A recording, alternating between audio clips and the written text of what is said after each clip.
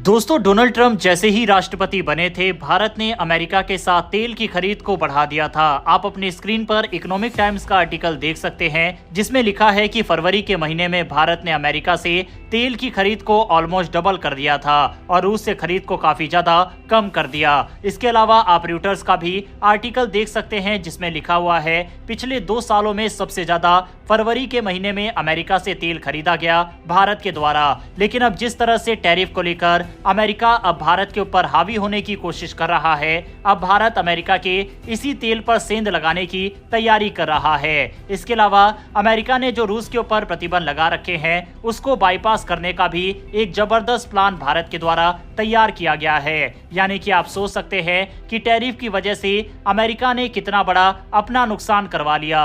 अगर भारत अमेरिका से ही तेल खरीदता रहता तो अमेरिका को काफी फायदा होता। इसका अंदाजा आप इसी से लगा सकते हैं कि भारत और रूस का ट्रेड रूस यूक्रेन युद्ध से पहले $20 बिलियन का भी नहीं था, लेकिन रूस यूक्रेन युद्ध के बाद तेल की वजह से ये ट्रेड $70 बिलियन को भी पार कर चुका है। यानी कि भारत सालाना $50 बिलियन के करीब तो तेल ही रूस से खरीद रहा है।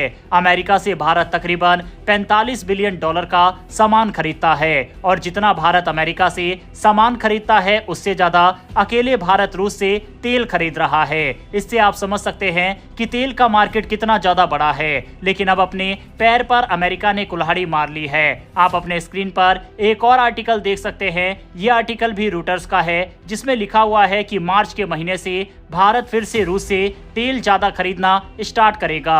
इतना ही नहीं, भारत अमेरिकी प्रतिबंधों से बचने के लिए क्रिप्टो करेंसी का भी इस्तेमाल तेल की खरीद के लिए कर सकता है। जनवरी 2024 में अमेरिका ने रूस पर कड़े प्रतिबंध लगा दिए, जिससे रूस से तेल का आयात घटकर 1.1 से 1.2 मिलियन बैरल प्रतिदिन रह गया। अब मार्च 2024 में ये फिर से बढ़कर 1.54 मिलियन बैरल प्रतिदिन हो गया। यानी कि तेल की आपूर्ति लगभग सामान्य स्तर पर लौट आई है।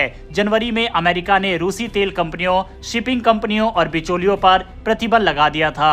अमेरिका की वजह से कई जहाज रूस से तेल लेकर भारत आने से बच रहे थे। भारतीय बैंकों को डर था कि कहीं अमेरिकी वित्तीय सिस्टम से जुड़ी पाबंदियों का सामना न करना पड़े। लेकिन अब भारत ने इन सभी समस्याओं का समाधान निकाल लिया है। अब गैर प्रतिबंधित जहाजों से तेल आना शुरू हो गया है और कुछ आपूर्ति तुर्की से डाइवर्ट होकर भारत आ रही है।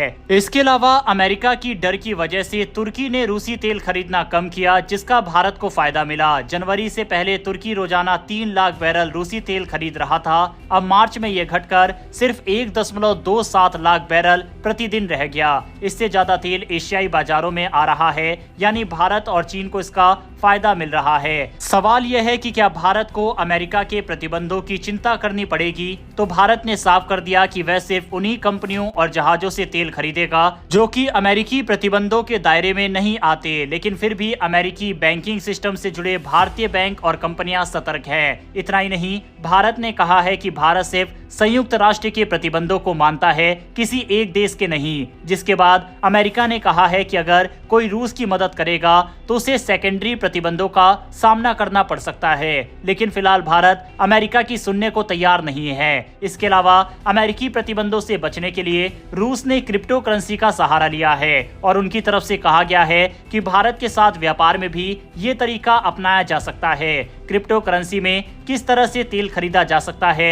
या व्यापार किया जा सकता है, चलिए इसे एग्जाम्पल के जरिए आपको समझाते हैं। मान लीजिए चीन की एक कंपनी रूस से तेल खरीदना चाहती है, तो चीन की कंपनी युआन में भुगतान करती है, लेकिन ये भुगतान सीधा रूस को नहीं जाता। स्टेप 2, ये रकम एक मध्यस्थ ट्रेडिंग कंपनी के अकाउंट में जाती है जो इन ट्रांजैक्शनों को हैंडल करती है। तीसरे स्टेप में अब ये कंपनी इस रकम को क्रिप्टो करेंसी में बदल देती है, जैसे कि बिटकॉइन वगैरह। और चौथे स्टेप में फिर ये क्रिप्टो रूस में भेजा जाता है और वहां इसे रूसी रूबल में कन्वर्ट कर लिया जाता है। यही तरीका भारत के साथ भी अपनाया जा सकता है, यानी रुपए को क्रिप्टो में बदला जाएगा और फिर रूस में रूबल में कन्वर्ट किया जाएगा।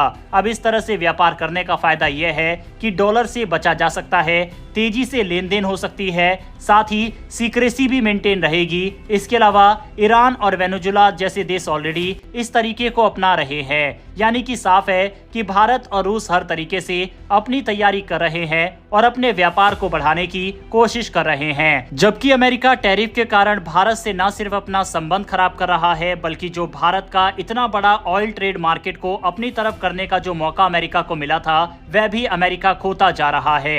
बहरहाल दोस्तों, इस विषय के ऊपर अपनी राय कमेंट बॉक्स में लिखकर बताइएगा।